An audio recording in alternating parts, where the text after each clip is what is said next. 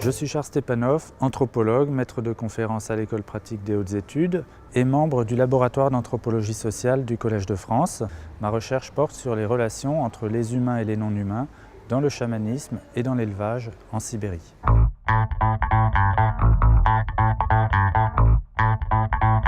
Les modèles classiques qu'on a sur l'évolution des relations entre humains et non-humains mettent l'humain au centre en général, avec l'idée que ce qu'il y a de spécifique chez l'humain, c'est une volonté de dominer le monde, de conquérir la nature et de la mettre à son service. Alors c'est une façon de se raconter les histoires qui est un peu flatteuse pour l'humain et qui nous fait négliger en fait toutes sortes d'autres paramètres que prennent en compte en fait les populations que moi j'étudie en Sibérie, de chasseurs-cueilleurs et d'éleveurs de petits bétail.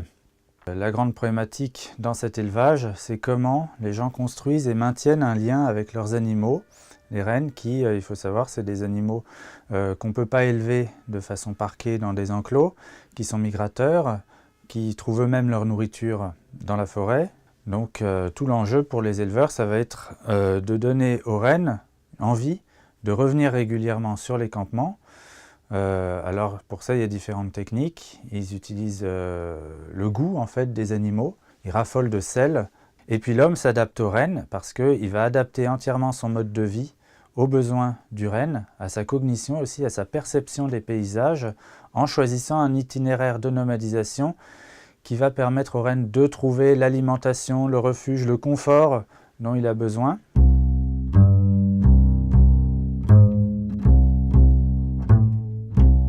On s'est rendu compte avec des études récentes que les animaux aussi adaptent leur comportement, aux attentes des humains.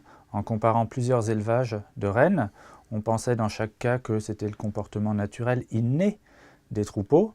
Et en fait, c'est des comportements extrêmement variables en termes de distance de fuite, en termes de comportement par rapport à l'humain, qui se sont construits en adaptation par rapport aux techniques d'élevage des humains. Du coup, on a une boucle de rétroaction fascinante entre comportement animal et comportement humain, qui fait qu'on peut parler d'une culture homme-animal, une culture interspécifique partagée.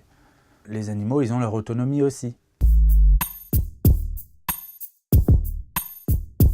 Ici, au laboratoire d'anthropologie sociale, dans le cadre de l'Institut des civilisations du Collège de France, on essaye de construire des collaborations pluridisciplinaires. La domestication, notamment, on est plusieurs chercheurs à travailler sur ce thème en anthropologie et en collaboration avec des archéozoologues, des généticiens.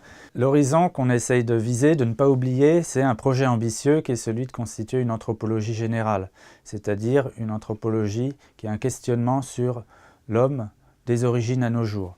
Alors ça implique de prendre en compte en fait énormément de disciplines qui dans nos modèles scientifiques actuels sont complètement séparées, dans le but de soulever des questions générales sur qu'est-ce que c'est que l'homme, qu'est-ce que c'est que la vie sociale.